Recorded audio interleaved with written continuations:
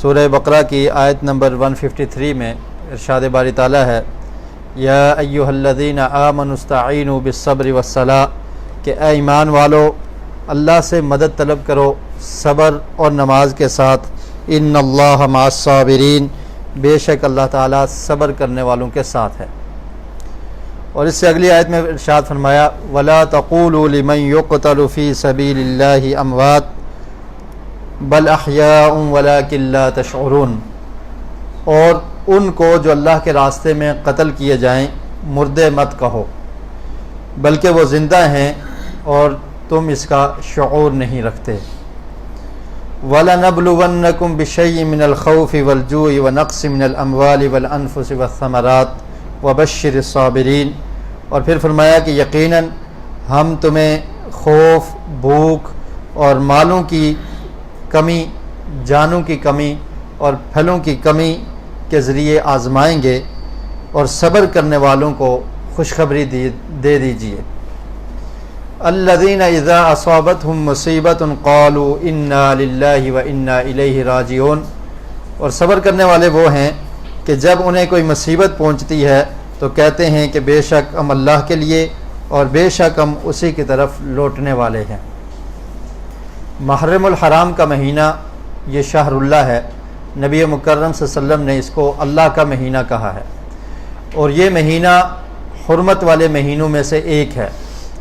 4 حرمت والے مہینے جن کی تعظیم ہے، جن کی حرمت ہے،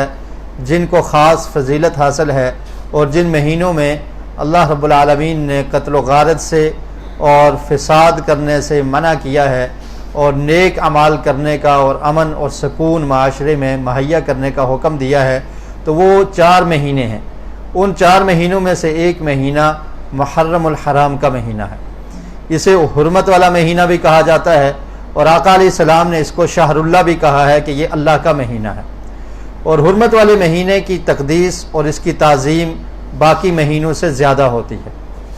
اور پھر یہ محرم کا مہینہ وہ مہینہ ہے کہ جس سے اسلامی سال کی ابتدا ہوتی ہے۔ آپ جس طرح انگلش کیلنڈر ہے اس میں سال کی ابتدا جنوری سے ہوتی ہے، تو جو اسلامی کیلنڈر یا ہجری کیلنڈر ہے اس میں سال کی ابتدا محرم الحرام سے ہوتی ہے۔ گویا یہ اسلامی سال کا پہلا مہینہ ہے جو محرم سے جس کی ابتدا ہوتی ہے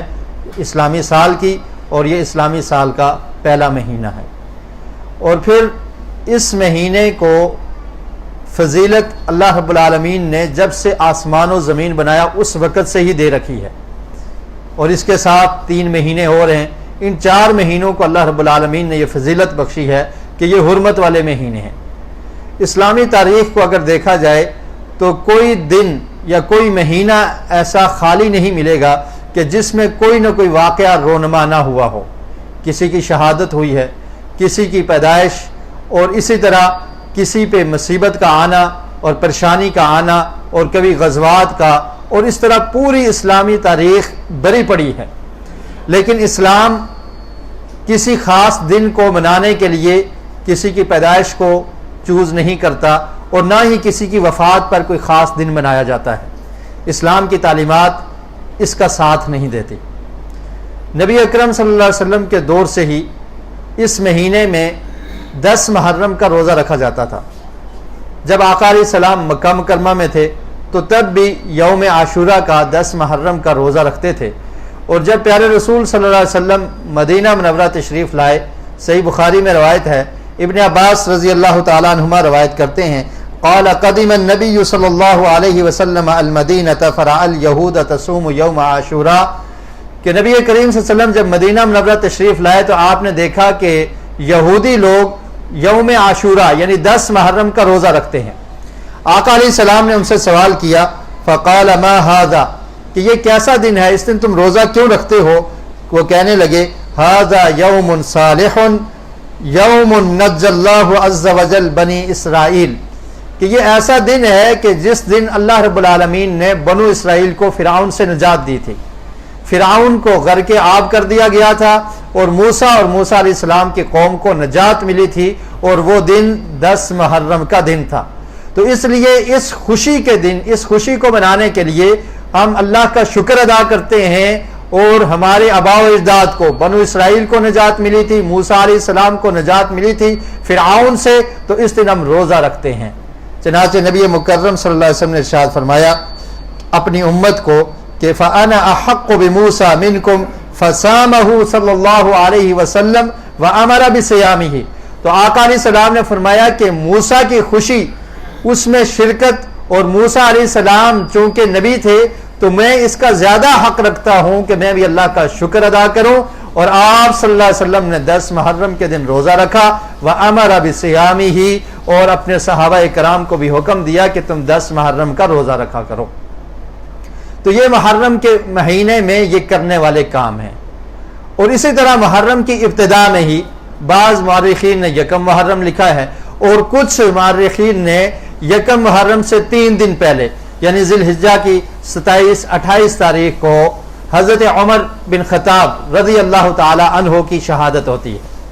28 ذی الحجہ کو ایک مجوسی ابو لولو فروز آپ کو تیر مارتا ہے، جس کی وجہ سے آپ زخمی ہو جاتے ہیں، اور پھر زخموں کی تاب نہ لاتے ہوئے آپ محرم کی ابتدا میں یا محرم کے 1 مہینہ قبل آپ کی شہادت ہو جاتی ہے، آپ اللہ کو پیارے ہو جاتے ہیں۔ تو میں عرض یہ کر چکا ہوں کہ جتنے بھی اسلامی مہینے ہیں ان کی جتنی بھی تاریخیں ہیں، ہر تاریخ میں ہر مہینے میں کوئی نہ کوئی ایسا واقعہ رونما ہوا ہے کہ جو افسوسناک بھی ہوتا ہے اور کبھی کوئی خوشی کا واقعہ بھی موجود ہے۔ اور پھر اس مہینے کی ابتدا ہوتے ہی بعض لوگ اس مہینے کو سوگ کا مہینہ تصور کرتے ہیں، اور کچھ لوگ اس مہینے کو منحوس کہتے ہیں کہ اس مہینے میں کربلا جیسا واقعہ پیش آیا، حالانکہ اس مہینے کو اللہ رب العالمین نے حرمت والا مہینہ قرار دیا ہے، اس کی تعظیم ہے، اس کی حرمت ہے، اور اس مہینے کو سوگ کا مہینہ کہنا یہ قطعاً درست نہیں ہے، بلکہ یہ ناجائز ہے اور اسلامی تعلیمات کے مخالف ہے۔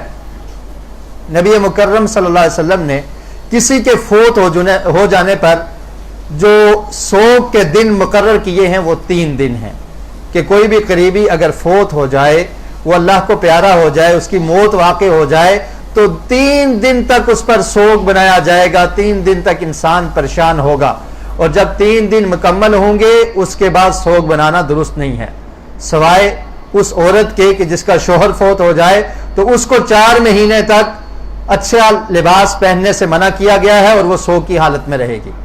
اور پھر جب بھی کسی پر کوئی پریشانی آتی ہے، کوئی مصیبت آتی ہے، تو یہ اللہ رب العالمین کی طرف سے ہوتی ہے۔ کسی کا شہید ہو جانا، کسی پر موت کا واقع ہو جانا، یہ اللہ رب العالمین کی طرف سے ہے۔ اور آپ جانتے ہیں ہمارے پیارے رسول نبی مکرم صلی اللہ علیہ وسلم، آپ پر بھی موت آئی، آپ کو بھی موت واقع ہوئی، اس کے بعد آپ کے پیارے صحابی حضرت ابوبکر صدیق رضی اللہ تعالیٰ عنہ، حضرت عمر فاروق رضی اللہ تعالیٰ عنہ کی شہادت، حضرت عثمان غنی رضی اللہ تعالیٰ عنہ کی شہادت، اور کس طرح مظلومانہ طریقے سے ان کو شہید کیا گیا، اور اس کے بعد حضرت علی بن ابی طالب رضی اللہ تعالیٰ عنہ کی وفات، یہ تمام کے تمام اسلامی تاریخ میں یہ تمام کے تمام حضرات موجود ہیں، اور ان کی وفات کے دن آتے رہے ہیں۔ لیکن اسلام نے وفات کے موقع پر ہمیں کس چیز کی تلقین کی ہے؟ اللہ رب العالمین نے سورہ بقرہ میں ارشاد فرمایا کہ جب تم پر کوئی مصیبت آ جائے تو اس پہ واویلا نہیں کرنا، اس پہ نوحہ نہیں کرنا، اس مصیبت پر اپنے گریبان کو چاک نہیں کرنا،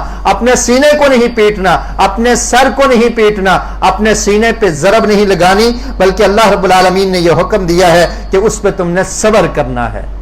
اور اسلاف کا، صحابہ کرام کا، نبی کریم صلی اللہ علیہ وسلم کا یہی عمل تھا کہ کوئی بھی مصیبت آتی آپ صبر کیا کرتے تھے۔ آقا علیہ السلام کی زندگی کو دیکھ لیجئے، آپ کے پیارے بیٹا ابراہیم فوت ہوتے ہیں، آقا علیہ السلام کی آنکھوں سے آنسو جاری ہیں، لیکن آپ نے زبان سے کوئی شکوہ نہیں کیا، اور صرف یہ کہا کہ ہم اللہ کی رضا پہ خوش ہیں، ابراہیم تیری جدائی کا صدمہ تو بہت ہے لیکن جو اللہ کی مرضی اس پر ہم راضی ہیں۔ اور پھر آپ صلی اللہ علیہ وسلم کی زندگی میں آپ کی ازواج کی وفات، حضرت خدیجہ الکبریٰ رضی اللہ تعالی عنہا کی وفات ہوتی ہے، اور پھر آپ صلی اللہ علیہ وسلم کی زندگی میں آپ کی بیٹی ام کلثوم اور حضرت زینب رضی اللہ تعالی عنہما کی وفات ہوتی ہے۔ تو آقا علیہ السلام ان معاملات پہ صبر کرتے رہے، اور یہ تمام کے تمام لوگ آل بیت میں سے تھے۔ اور بڑے تعجب کی بات یہ ہے کہ کچھ لوگ آل بیت میں صرف چند لوگوں کو شمار کرتے ہیں، حضرت علی بن ابی طالب رضی اللہ تعالیٰ عنہ کو، حضرت حسن حسین رضی اللہ تعالی عنہما اور ان کے علاوہ جو ان حضرت فاطمہ الزہرا رضی اللہ تعالی عنہا اور پھر حضرت حسین کی اولاد میں سے چند افراد کو شمار کر کے صرف ان کو آل بیت سمجھا جاتا ہے. اور ویسے آپ نے یہ جملہ عام سنا ہوگا 5 تن پاک، اس میں صرف نبی مکرم صلی اللہ علیہ وسلم، حضرت علی بن ابی طالب، حضرت فاطمہ الزہرا رضی اللہ تعالی عنہا، حضرت حسن اور حسین، یہ 5 تن پاک کہا جاتا ہے اور ان کو ہی آل بیت میں سمجھا جاتا ہے، باقی تمام کو آل بیت سے خارج کر دیا جاتا ہے. اور پھر یہ لوگ یہ دعویٰ کرتے ہیں کہ ہمیں آل بیت سے محبت ہے. نبی اکرم صلی اللہ علیہ وسلم کی ازواج وہ گھر والیاں تھی، وہ آل بیت تھی. حضرت عائشہ رضی اللہ تعالی عنہ، حضرت ام سلمہ رضی اللہ تعالی عنہ، حضرت خدیجہ رضی اللہ تعالی عنہ، اس کے علاوہ حضرت جویریہ، حضرت میمونہ اور دیگر ازواج مطہرات، ان کو آل بیت سے ہی خارج کر دیا جاتا ہے. اور پھر کچھ لوگ جو فرقہ جعفریہ ہے وہ صرف حضرت حسین کی اولاد میں سے چند لوگوں کو آل بیت میں شمار کرتے ہیں. حضرت حسین کے بیٹے حضرت علی جن کو زین العابدین کہا جاتا ہے، اور پھر یہ 12 ائمہ کو گنوا دیتے ہیں اور ان کو ہی معصوم سمجھتے ہیں، باقی آل بیت کا انکار کر دیتے ہیں. حضرت علی زین العابدین جو حضرت حسین کے بیٹے ہیں، اس کے بعد محمد الباقر، اس کے بعد جعفر الصادق، اس کے بعد موسیٰ الکاظم، اس کے بعد علی الرضا، اور پھر محمد بن علی الجواد، اور پھر علی بن محمد الہادی، اور پھر حسن العسکری جن کو زکی بھی کہا جاتا ہے، اور پھر محمد المہدی جن کے بارے میں شیعہ کا یہ موقف ہے کہ وہ ایک غار میں چھپ چکے ہیں اور وہ کبھی ظاہر ہوں گے. اس طرح کے عقائد ان میں پائے جاتے ہیں. اور ان 12 عظیم شخصیات کو جو ائمہ تھے، جو نیک لوگ تھے، جو آل بیت میں سے تھے، ان کو معصوم سمجھا جاتا ہے. اور پھر ان کے نام پر ان سے مدد طلب کی جاتی ہے، کبھی حضرت حسین کے نام سے، کبھی حضرت علی کے نام سے، کبھی زین العابدین کے نام سے، کبھی امام باقر کے نام سے، ان کے نام سے مدد طلب کی جاتی ہے اور ان کو حاجت روا سمجھا جاتا ہے. اور اہل سنت کو یہ طعنہ دیا جاتا ہے کہ آپ اہل بیت سے محبت نہیں کرتے، اہل بیت کو آپ تسلیم نہیں کرتے، مانتے نہیں. یہ سب سے بڑا جھوٹ ہے. جس طرح اہل السنہ نے اہل بیت کو تسلیم کیا ہے، جس طرح اہل السنہ ان سے محبت کرتے ہیں، ایسا یہ لوگ قطعا نہیں کرتے. ہمیں اہل بیت سے محبت ہے، ہمیں صحابہ کرام سے محبت ہے، ہمیں حضرت حسن اور حسین رضی اللہ تعالیٰ عنہما سے محبت ہے، ان کی تمام اولاد سے محبت ہے، ان کے والد گرامی حضرت علی بن ابی طالب رضی اللہ تعالی عنہ سے محبت ہے، ان کی والدہ حضرت فاطمہ الزہرا سید النساء اہل الجنہ ان سے محبت ہے. ہم ان کی تعلیمات پر عمل کرتے ہیں، جو کچھ ان نے بتایا ہے اس کو قبول کرتے ہیں. اور ان سب سے افضل اور اعلیٰ نبی مکرم صلی اللہ علیہ وسلم سے ہمیں محبت ہے. لیکن ہم اس بات کے قائل نہیں ہیں کہ ان کی شان میں غلو کیا جائے، ان کی شان کو بڑھا کر اللہ کے برابر کر دیا جائے اور ان سے مدد مانگی جائے. مدد اگر مانگنی ہے تو ایاک نعبد و ایاک نستعین، صرف مدد کرنے کے لیے اللہ رب العالمین کی ذات ہے، جس سے پیارے رسول بھی مدد مانگا کرتے تھے، جس سے علی بن ابی طالب بھی مدد مانگا کرتے تھے، اور جس ذات سے حضرت حسن اور حسین رضی اللہ تعالی عنہما بھی مدد مانگا کرتے تھے. اور اسی طرح یہ کہا جاتا ہے کہ ہم آل بیت سے محبت نہیں کرتے. اہل سنت کی بڑی بڑی کتابیں آل بیت کے فضائل کو بیان کرتی ہیں. صحیح بخاری سے آپ کو ایک حدیث سناتا ہوں. حضرت علی بن ابی طالب رضی اللہ تعالیٰ عنہ کے بارے میں حضرت سہل بن سعد رضی اللہ تعالیٰ عنہ بیان کرتے ہیں کہ خیبر کے دن ان رسول اللہ صلی اللہ علیہ وسلم قال یوم خیبر، کہ خیبر کا دن تھا. آقا علیہ السلام نے ارشاد فرمایا لأوتین هذه الرایة غدا رجلا یفتح اللہ علی یدیہ. نبی کریم صلی اللہ علیہ وسلم نے ارشاد فرمایا کہ کل میں یہ جھنڈا اس آدمی کو دوں گا کہ جس کے ہاتھ پر اللہ تعالی خیبر کو فتح کر دیں گے. اور وہ شخصیت کیسی ہے؟ یحب اللہ ورسولہ، وہ اللہ اور اللہ کے رسول سے محبت کرتا ہے. وَيُحِبُّهُ اللَّهُ وَرَسُولُهُ، اور اللہ اور اللہ کے رسول اس سے محبت کرتے ہیں. تمام کے تمام صحابہ کرام رات کو گفت و شنید کرتے ہیں کہ کون وہ شخصیت ہے جس کے ہاتھ میں کل یہ جہاد کا جھنڈا دیا جائے گا اور خیبر کا قلعہ وہ فتح کرے گا، اور اس سے اللہ بھی محبت کرتا ہے، اللہ کے رسول بھی محبت کرتے ہیں، اور وہ بھی اللہ اور اللہ کے رسول سے محبت کرنے والا ہے. یہ شخص کون ہو سکتا ہے؟ تمام رات گفت و شنید کرتے رہے، باتیں کرتے رہے. صبح کو نبی مکرم صلی اللہ علیہ وسلم نے ارشاد فرمایا کہ میرے کزن علی بن ابی طالب رضی اللہ تعالیٰ عنہ کو بلایا جائے تو آپ صلی اللہ علیہ وسلم سے کہا گیا یشتکی عینیہ کہ ان کی آنکھوں میں درد ہے، ان کی آنکھوں کو تکلیف ہے. آقا علیہ السلام نے فرمایا فارسلوا الیہ فاوتی بہ فبصق رسول اللہ صلی اللہ علیہ وسلم فی عینیہ. فرمایا کہ ان کو بلایا جائے. حضرت علی بن ابی طالب رضی اللہ تعالیٰ عنہ حاضر ہوتے ہیں. آقا علیہ السلام نے اپنا لعاب مبارک حضرت علی کی آنکھوں میں لگایا اور اس طرح سے ان کی بیماری رفع ہوگی، اس طرح سے ان کی بیماری دور ہوگی کہ گویا کہ ان کی آنکھوں میں کوئی بیماری ہی نہ تھی. اور پھر فرمایا کہ آج یہ جھنڈا میں حضرت علی بن ابی طالب کو دوں گا، اور حضرت علی بن ابی طالب کو دیا گیا یہ جھنڈا. اور پھر فرمایا یا علی اقاتلہم حتی یکونوا مثلنا. نبی مکرم صلی اللہ علیہ وسلم سے سوال کیا کہ اللہ کے رسول میں ان سے قتال کروں یہاں تک کہ یہ مسلمان ہو جائیں. پیارے رسول صلی اللہ علیہ وسلم نے ارشاد فرمایا کہ پہلے ان کو اسلام کی دعوت دینی ہے. فَأَخْبِرْهُمْ بِمَا يُحِبُّ عَلَيْهِمْ مِنْ حَقِّ اللَّهِ فِيهِ. اللہ کا حق ان کو بتانا ہے، اگر اس کو قبول کر لیں تو ٹھیک ہے. اور پھر فرمایا کہ یاد رکھو علی بن طالب آپ کی دعوت کی وجہ سے، آپ کی توحید کی دعوت ان تک پہنچانے کی وجہ سے اگر ایک آدمی بھی مسلمان ہو جاتا ہے تو وہ سرخ اونٹوں سے کہیں زیادہ بہتر ہے، اور اگر یہ اسلام کو قبول نہیں کرتے تو پھر ان کے ساتھ جہاد کرنا ہے. تو اس حدیث میں حضرت علی بن ابی طالب کی فضیلت بیان کی گئی ہے کہ وہ اللہ رب العالمین سے محبت کرنے والے ہیں اور اللہ کے رسول سے محبت کرنے والے ہیں، اور اللہ کے رسول حضرت علی امیر المومنین علی بن ابی طالب رضی اللہ تعالیٰ عنہ سے محبت کرتا ہے. تو کون وہ بدبخت ہو سکتا ہے کہ جو حضرت علی سے محبت نہ کرے؟ یہ صرف ایک جرم ہے جو اہل سنہ کی طرف عائد کیا جاتا ہے. ان کی محبت ہمارے ایمان کا حصہ ہے، اور نبی مکرم صلی اللہ علیہ وسلم کا فرمان ہے کہ علی بن ابی طالب سے محبت کرنے والا مومن ہی ہو سکتا ہے. تو اس لیے ہمارے ایمان کا تقاضا ہے کہ ہم ان سے محبت کرتے ہیں. ان کی محبت ہمارے ایمان کا حصہ، ان کی محبت ہمارے دلوں میں موجود ہے، لیکن ان کی محبت کے ساتھ ساتھ ہم حضرت ابوبکر صدیق، حضرت عمر فاروق، حضرت عثمان غنی پر تبرہ نہیں کرتے، ان کو برا بلا نہیں کہتے. سب سے پہلے خلیفہ حضرت ابوبکر صدیق ہے، ہم اس کے قائل ہیں، اور اس کے بعد حضرت عمر فاروق، اور پھر حضرت عثمان، اور اس کے بعد چوتھے نمبر پہ حضرت علی بن ابی طالب رضی اللہ تعالی عنہ کا نمبر آتا ہے، اور وہ ان کو فضیلت حاصل ہے، وہ آل بیت میں سے ہیں. اور پھر دیکھیے آل بیت میں سے صرف یہ چند افراد ان کو وہ تسلیم کرتے ہیں. حضرت عباس بن ابی طالب نبی مکرم صلی اللہ علیہ وسلم کے چچا تھے. عبداللہ بن عباس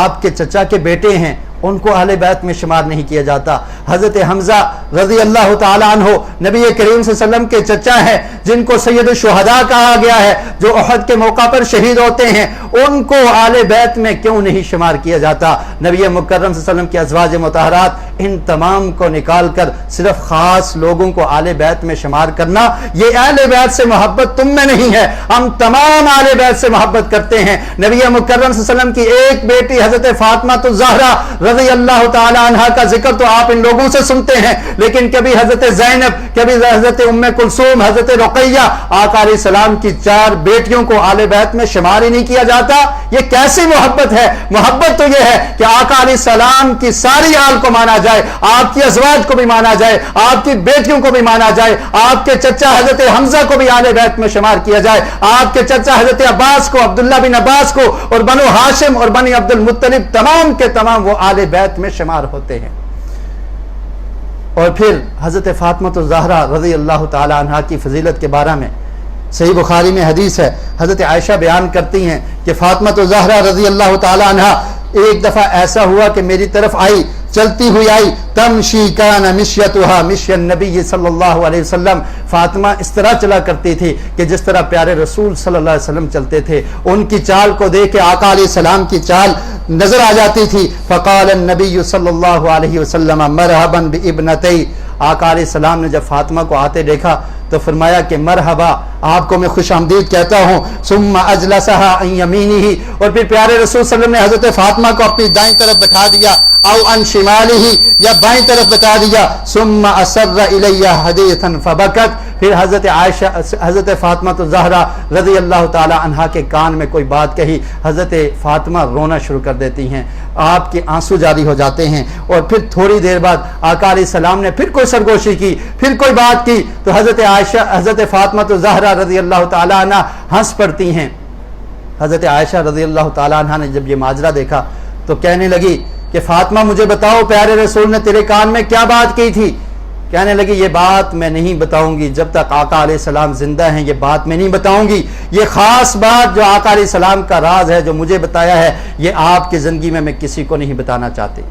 آقا علیہ السلام کی وفات کے بعد حضرت عائشہ رضی اللہ تعالیٰ عنہا نے پھر پوچھا کہ کیا مسئلہ تھا، آقا علیہ السلام نے آپ کے کان میں کیا بات کی تھی؟ اور میں نے کبھی ایسا نہیں دیکھا کہ آدمی ایک لمحے میں روئے اور دوسرے لمحے میں فوری مسکرانا شروع ہو جائے۔ آپ پہلے رو پڑی تھی اور تھوڑی دیر بعد آپ ہنس پڑی اور آپ مسکرا دی، آخر ماجرا کیا تھا؟ حضرت فاطمہ الزہرا رضی اللہ تعالیٰ عنہا کہتی ہیں کہ مجھے میرے بابا نے، آقا علیہ السلام نے یہ فرمایا تھا کہ اس دفعہ جبریل امین رمضان میں میرے پاس 2 دفعہ آیا ہے اور اس نے آ کے قرآن کا دور کیا ہے، ہر سال 1 دفعہ جبریل امین آیا کرتے تھے، اس دفعہ 2 مرتبہ آئے ہیں، اور میں یہ سمجھتا ہوں کہ یہ میری زندگی کا آخری سال ہے، اور ہو سکتا ہے کہ یہ میری زندگی کا آخری سال ہو، لیکن خوش ہو جاؤ، سب سے پہلے آخرت میں ملنے والی تم ہو، اور تیری وفات بھی کچھ عرصے کے بعد ہوگی، اور تیری اور میری ملاقات آل بیت میں سے سب سے پہلے تمہارے ساتھ ہوگی۔ فرماتی ہیں کہ جب یہ بات سنی حضرت فاطمہ رضی اللہ تعالی عنہا کے آنسو جاری ہو جاتے ہیں، آپ پریشان ہو جاتی ہیں، اور پھر اس کے بعد آقا علیہ السلام نے پھر کان میں بات کی، فرمایا اما ترضین ان تکونی سید نساء اہل الجنہ او نساء المؤمنین، کہ اے فاطمہ کیا آپ اس بات کو پسند نہیں کرتی کہ جنت میں مومن عورتوں کی، مومنات کی آپ سردار ہوں اور تمام مومنات عورتوں کے سردار آپ ہوں گی؟ فرمایا جب حضرت فاطمہ الزہرا رضی اللہ تعالیٰ عنہا نے آقا علیہ السلام کا یہ فرمان سنا تو آپ خوش ہو جاتی ہیں، مسکرا دیتی ہیں۔ اہل سنہ کی کتابیں آقا علیہ السلام کی تمام آل بیت کی تعریف سے، ان کے فضائل اور مناقب بیان کرتے ہوئے تمام کے تمام صفحات بڑے پڑے ہیں۔ یہ صحیح بخاری سے میں نے آپ کو واقعہ سنایا، اور اسی طرح ابن حبان میں حضرت حسن اور حسین رضی اللہ تعالیٰ عنہما کے بارے میں روایت ہے کہ نبی مکرم صلی اللہ علیہ وسلم نے ایک دفعہ ان کو اپنے ساتھ اٹھایا ہوا تھا اور کہنے لگے اللہم انک تعلم انی احبہا فاحبہما،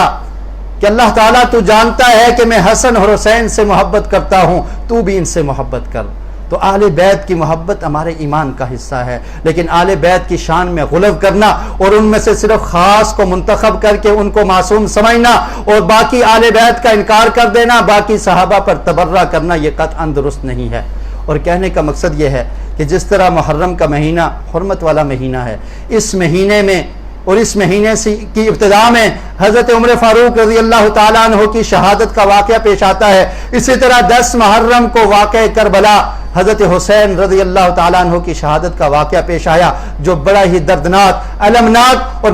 مظلومانہ طریقے سے نواسہ رسول حضرت حسین رضی اللہ تعالیٰ عنہ کو شہید کیا گیا۔ لیکن اس موقع پر مسلمان کا کیا طرز عمل ہونا چاہیے؟ اسلام ہمیں کیا درس دیتا ہے کہ ہم نے اس واقعے پر کیا کرنا ہے؟ رب کا قرآن کہتا ہے کہ جب تم پر کوئی مصیبت آ جائے آمنوا استعینوا بالصبر والصلاۃ، صبر کے ساتھ اور نماز کے ساتھ اللہ سے مدد طلب کیا کرو، ان اللہ مع الصابرین، اللہ تعالیٰ صبر کرنے والوں کو پسند کرتا ہے۔ اور پھر شہداء کے بارے میں اللہ تعالیٰ نے فرمایا ولا تقولوا لمن يقتل في سبيل الله اموات، کہ جو لوگ اللہ کے راستے میں شہید ہو جائیں، جو لوگ اللہ کے راستے میں قتل کر دیے جائیں، بل احیاء ولکن لا تشعرون، ان کو مردہ نہ کہو، وہ زندہ ہیں لیکن تم ان کا شعور نہیں رکھتے۔ ہم یہ سمجھتے ہیں کہ حضرت حسین رضی اللہ تعالیٰ عنہ شہادت کے اعلیٰ درجے پر فائز ہوئے ہیں، لیکن مسلمان کا یہ کام ہے کہ جیسے قرآن نے حکم دیا اس پہ صبر کرنا چاہیے، اس پہ واویلا کرنا، نوحہ کرنا، مجالس قائم کر کے ان واقعات کو بیان کر کے لوگوں کو رلانا، خود رونا، اپنے سینے کو پیٹنا، اپنے سر سے خون بہانا، یہ قطعاً اسلام کی تعلیمات نہیں ہے۔ اسلام نے ہمیں اس چیز کا حکم نہیں دیا۔ آپ دیکھیے نبی مکرم صلی اللہ علیہ وسلم کے دور میں حضرت حمزہ جو آل بیت میں سے ہیں، آپ کے چچا ہیں، ان کی شہادت ہوتی ہے، آقا علیہ السلام نے اس طرح نوحہ نہیں کیا۔ آپ صلی اللہ علیہ وسلم کے دور میں دیگر صحابہ کرام کی شہادت ہوتی ہے، حضرت خدیجہ کی شہادت، حضرت زینب آپ کی بیٹی ان کی وفات، حضرت ام کلثوم کی وفات، آقا علیہ السلام نے کبھی یہ عمل نہیں کیا، اور پھر صحابہ کرام نے بھی اس عمل کو جاری نہیں رکھا۔ حضرت ابوبکر صدیق کی وفات پر کبھی ایسا نہیں کیا گیا، حضرت عمر فاروق کی شہادت پر کبھی ایسا نہیں ہوا۔ اور جو مسلمان صبر سے باہر ہو جاتے ہیں ان کو اپنے ایمان پہ غور کرنا چاہیے، ان کو اپنے ایمان کی فکر کرنی چاہیے۔ صحیح بخاری میں حدیث ہے، نبی مکرم صلی اللہ علیہ وسلم نے ارشاد فرمایا इन्नमा सब्रु इंद सदमतिल ऊला, कि जब मुसलमान को पहली चोट लगती है, पहली जख्म पहुंचती है, पहली मुसीबत आती है, तो उस वक्त उसको फौरी सब्र करना चाहिए। और फिर आका अलैहिस्सलाम ने हजरत उम्मे सलीमा रज़ी अल्लाह ताला अन्हा को ये तालीम दी थी कि आप पर अगर मुसीबत आई है, आपके शोहर अबू सलमा फौत हो गए हैं, तो आपने जबान से सब्र और शुक्र करते हुए ये कलिमात जारी करने हैं, जिसका हुक्म अल्लाह रब्बुल आलमीन ने कुरान मजीद में दिया है, इन्ना लिल्लाहि व इन्ना इलैहि राजिऊन, अल्लाहुम्मा जुरनी फी मुसीबती, कि अल्लाह ताला हम सब तेरे लिए हैं और तेरी ही तरफ लौट कर जाना है। तो इस वाक़े पर भी मुसलमान को सब्र का दामन नहीं छोड़ना चाहिए, सब्र करना चाहिए और सब्र और इस्तिकामत का पहाड़ बनकर ये पेश करना चाहिए कि हम मुसलमान हैं, रब के कुरान के हुक्म को मानने वाले हैं। और फिर अल्लाह रब्बुल आलमीन ने इससे अगली आयत में इरशाद फरमाया, वला नबलुवन्नकुम बिशैइन मिनल खौफि वल जूइ व नक्सिन मिनल अमवात, कि ऐसा होता रहेगा, हम तुम्हें आजमाएंगे, कभी खौफ आएगा, कभी भूख आएगी, कभी माल की कमी हो जाएगी, कभी जानों की कमी हो जाएगी। व बश्शिरिस साबिरीन, लेकिन उन लोगों के लिए खुशखबरी है जो सब्र करते हैं, अल्लज़ीना इज़ा असाबतहुम मुसीबतुन क़ालू इन्ना लिल्लाहि व इन्ना इलैहि राजिऊन, कि जब उन पर कोई मुसीबत आ जाती है तो वो ये कलिमात अपने ज़बान से अदा करते हैं, इन्ना लिल्लाहि व इन्ना इलैहि राजिऊन, कि बेशक ये सब कुछ अल्लाह के लिए था और अल्लाह ही की तरफ हम सब लोगों ने लौट कर जाना है। और फिर अगर आप शिया की कुतुब का मताला करें तो उसमें भी हमें यही मिलता है। शिया की मशहूर किताब है नहजुल बलागा, जिसमें हज़रत अली बिन अबी तालिब रज़ी अल्लाह ताला अन्हु के खुतबात को जमा किया गया है। उसमें हज़रत अली रज़ी अल्लाह ताला अन्हु से रवायत है कि उन्होंने फरमाया, ऊसीकुम बिखम्सिन, कि मैं तुम्हें 5 चीज़ों का हुक्म देता हूँ, और उनमें से एक चीज़ ये थी, वह बिस्सब्री, मैं तुम्हें सब्र का हुक्म देता हूँ। फ़इन्न सब्र मिनल ईमानी कर्रासी मिनल जसद वला खैर फी जसदिन ला रअस माहू, फरमाया कि सब्र का ताल्लुक ईमान के साथ इस तरह से है जिस तरह जिस्म के साथ सर का ताल्लुक होता है। अगर जिस्म में सर ना हो तो उस जिस्म की कोई हैसियत नहीं है। फरमाया अगर जिस ईमान में सब्र नहीं है तो उस ईमान की कोई हैसियत नहीं है। नहजुल बलागा में हजरत अली बिन अबी तालिब रज़ी अल्लाह ताला अन्हु का ये कौल मौजूद है। और फिर उसूल काफी, ये शिया की मशहूर किताब है, इसमें भी ये रवायत मौजूद है कि फरमाया ला ईमान लिमन ला सब्र लहू, कि वो इंसान मोमिन कहलाने का हकदार नहीं है जो मुसीबत पर सब्र नहीं करता। और इसी तरह इमाम सादिक जाफर सादिक से ये रवायत मरवी है, वो बयान करते हैं कि अल्लाह के रसूल सल्लल्लाहु अलैहि वसल्लम ने इरशाद फरमाया, यंजिलु सब्र अला क़द्रिल मुसीबती व मन ज़रब यदहु अला फ़ख़िज़िही इंद मुसीबती हबित अमलहु। नहजुल बलागा के ये अल्फाज हैं हज़रत अली बिन अबी तालिब रज़ी अल्लाह ताला अन्हु का ये कौल, उसमें लिखा गया है कि अल्लाह ताला मुसीबत के मुताबिक ही सब्र को नाज़िल करते हैं, और जिसने मुसीबत के वक़्त अपने हाथ अपनी पिंडलियों पर मारे, अपने गिरबान को चाक किया, हबित अमलहु, उसके अमाल बर्बाद हो जाते हैं। और फिर मजालिस कायम करना और नोहा करना, इसके बारे में भी मन ला यहज़ुरुहुल फ़क़ी, ये भी शिया की किताब है, और उसमें हज़रत अमीरुल मोमिनीन अली बिन अबी तालिब रज़ी अल्लाह ताला अन्हु का कौल नकल है। वो कहते हैं कि नहा रसूलुल्लाह सल्लल्लाहु अलैहि वसल्लम अनिन नियाहति वल इस्तिमा, कि अल्लाह के रसूल ने हमें नोहा करने से और नोहा को सुनने से मना किया है। तो फिर जब शिया की कुतुब और इनके अकाबिर और हमारे आइम्मा, जिनको हम भी आइम्मा समझते हैं, आले बैत में से जिनका रिश्ता है, जिनका ताल्लुक आले बैत में से है, हज़रत अली बिन अबी तालिब के कौल, हज़रत जाफर सादिक के अकवाल इस बात की ममानत पर मिलते हैं कि नोहा करना, सीने को पीटना और इस तरह ववेला करना, ये ईमान का तकाजा नहीं है, ये इस्लाम का तकाजा नहीं है, ये इस्लाम की तालीमात नहीं है। और इन फिर तमाम अकवाल को पसे पुष्ट डालकर, इनकी तालीमात को छोड़कर 10 मुहर्रम को ये रंग देना कि गोया कि ये जुलूस निकालना और मातम करना ये इस्लाम के साथ इसका ताल्लुक है, ये इस्लाम पर भी ज्यादती है और अपने आप पर भी ज्यादती है। और फिर आप देखिए स्याह लिबास के बारे में इमाम जाफर सादिक रहमतुल्लाह अलैहि से यह सवाल किया गया, सुइल सादिक अलैहि सलामी अनिस सलाती फिल कलंसुवति सौदा, कि स्याह लिबास ये भी मल्ला यहज़ुरुहुल फ़क़ी, ये किताब है, शिया की मारूफ किताब है। इसमें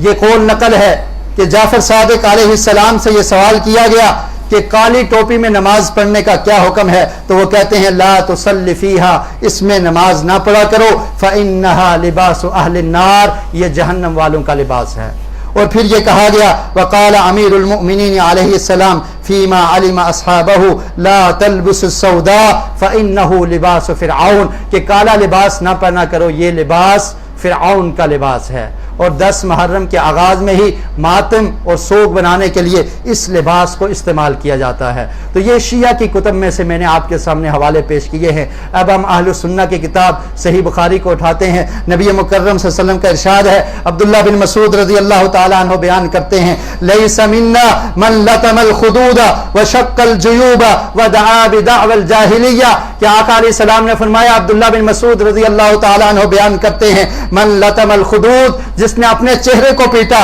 وشق الجیوب، اور اپنے گریبان کو پھاڑ دیا، ودعا بدعوى الجاہلیہ، اور جاہلیت کی آواز نکالی، یہ شکوہ اور شکایت کیا، صبر نہ کیا، تو پیارے رسول نے فرمایا فلیس منا، وہ ہم میں سے نہیں ہے۔ اور پھر صحیح مسلم میں حدیث ہے، حضرت ابو ہریرہ رضی اللہ تعالیٰ عنہ بیان کرتے ہیں، قال النبی صلی اللہ علیہ وسلم، کہ آقا علیہ السلام نے ارشاد فرمایا، اثنتان فی الناس ہما بہم کفر، فرمایا کہ 2 چیزیں ایسی ہیں کہ جو کفر تک پہنچا دیتی ہیں، یا جن کو کرنا یہ کفریہ عمل ہے۔ وہ 2 چیزیں کون سی ہیں؟ الطعن فی النسب والنیاحۃ، ایک یہ ہے کہ نسب میں کسی کو طعن و تشنیع کرنا کہ تیرا تعلق فلاں ذات سے ہے، تو فلاں قبیلے سے تعلق رکھتا ہے، کسی کو طعنہ دینا، آقا علیہ السلام نے فرمایا کہ یہ کفریہ عمل ہے۔ اور فرمایا والنیاحۃ، اور نوحہ کرنا اور پیٹنا، نوحہ کرنا اور اپنی زبان سے وویلا کرنا، اپنے گریبان کو چاک کرنا، ماتم کرنا، یہ بھی جاہلیت کے عمل میں سے ہے اور یہ کفریہ اعمال میں سے ہے، پیارے رسول صلی اللہ علیہ وسلم کا ارشاد ہے۔ اور پھر آپ دیکھیے قرآن مجید کی یہ تفسیر، وَلَا يَعْصِينَكَ فِي مَعْرُوفٍ، اس کے بارے میں فروع کافی میں لکھا ہوا ہے، امام جعفر صادق کا یہ قول ہے کہ وہ اس آیت کی تفسیر بیان کرتے ہوئے کہتے ہیں، المعروف، کہ معروف کا کیا مطلب ہے؟ جب خواتین نبی مکرم صلی اللہ علیہ وسلم کے پاس آ کر صحابیات آپ سے بیعت کیا کرتی تھی تو اللہ رب العالمین نے اس کا تذکرہ کیا ہے کہ اللہ کے رسول ان کو کہا کرتے تھے کہ تم نے ہر معروف کام میں اطاعت کرنی ہے، اللہ کی نافرمانی نہیں کرنی۔ تو یہ لکھتے ہیں کہ معروف، امام جعفر صادق رحمہ اللہ لکھتے ہیں کہ معروف کام سے مراد کیا ہے؟ اللہ یشققن جیبا، کہ وہ اپنے گریبان کو چاک نہ کریں، ولا یلتمن خدا، اور اپنے منہ پر تھپڑ نہ ماریں، ولا یدعون ویلا، اور اس طرح وویلا نہ کریں، ولا یتخلفن عند قبر، اور کسی قبر کے قریب کھڑے ہو کر اس طرح کی باتیں نہ کریں جس سے اللہ تعالیٰ کی ناراضگی کا اظہار ہو، ولا یسودن ثوبا، اور پھر سیاہ کپڑے نہ پہنیں، ولا ینشرن شعرا، اور اپنے بالوں کو کھول کر اس طرح مارنا، پیٹنا اور ان چیزوں سے منع کیا ہے۔ اور فرمایا کہ قرآن مجید کی اس آیت کا یہی حکم ہے کہ ولا یعصین فی معروف، کہ معروف کام میں ان خواتین کو چاہیے کہ اللہ کی نافرمانی نہ کریں۔ تو اس طرح بے صبری کا اظہار کرنا، اپنے گریبانوں کو چاک کرنا اور اس مہینے کو سوگ کا مہینہ سمجھ کر اس میں شادی اور بیاہ نہ کرنا، یہ قطعاً درست نہیں ہے، یہ اسلام کی تعلیمات کے مخالف ہے، اور اس مصیبت پر صبر کرنا چاہیے۔ اور صبر کرنے والوں کے بارے میں اللہ رب العالمین نے قرآن مجید میں فرمایا، اولئک علیہم صلوات من ربہم ورحمۃ، کہ ان لوگوں پر اللہ رب العالمین کی طرف سے صلوات ہیں، رحمتیں نازل ہوتی ہیں، اللہ کی طرف سے رحمت نازل ہوتی ہے، واولئک ہم المہتدون، اور یہی لوگ ہدایت یافتہ ہیں، ہدایت پانے والے ہیں۔ محرم کا آغاز ہے، آپ دیکھیں گے کہ محرم میں اس طرح کے رسم و رواج بہت زیادہ کیے جاتے ہیں اور ماتم کو دین کا حصہ سمجھا جاتا ہے، اور بعض اہل سنہ بھی اس کو دیکھنے میں شریک ہو جاتے ہیں، اور کچھ لوگ یہ سمجھتے ہیں کہ آج سبیل کے ساتھ پانی پلا دیا جائے، اس کا بڑا اجر و ثواب ہے، اور کچھ لوگ ان کو دیکھنے میں شریک ہو جاتے ہیں اور کچھ ماتم کرنے میں شریک ہو جاتے ہیں۔ یہ تمام کے تمام اعمال قطعاً درست نہیں ہیں، ایسا کرنا قطعاً جائز نہیں ہے، اور اسلام نے اور اسلام کی تعلیمات میں ان تمام کاموں سے منع کیا گیا ہے جس کو آج اسلام بنا کر پیش کیا جا رہا ہے۔ اور اس لیے ہمیں چاہیے کہ قرآن و سنت پر عمل کرتے ہوئے ان تمام بدعات اور خرابات سے ہم باز آئیں اور دوسرے لوگوں کو بھی روکنے کی کوشش کریں۔ اور 10 محرم کو جو کرنے والا عمل ہے وہ سنت سے ثابت ہے، نبی مکرم صلی اللہ علیہ وسلم 10 محرم کا روزہ رکھا کرتے تھے، اور پھر آقا علیہ السلام نے اپنی آخری زندگی میں 1-2 سال پہلے ارشاد فرمایا، لا اصومن التاسع، کہ اگر میں اگلے سال زندہ رہا تو میں 9 محرم کا بھی روزہ رکھوں گا۔ تو 9 اور 10 محرم کو روزہ رکھنا یہ مسنون ہے۔ اس کے علاوہ باقی جو خرافات کی جاتی ہیں ان کا اسلام سے کوئی تعلق نہیں ہے۔ اللہ رب العالمین سے دعا ہے کہ اللہ تعالیٰ صحیح معنوں میں ہمیں قرآن و سنت کو سمجھنے کی اور اس پر عمل کرنے کی توفیق نصیب فرمائے۔ وآخر دعوانا الحمدللہ رب العالمین۔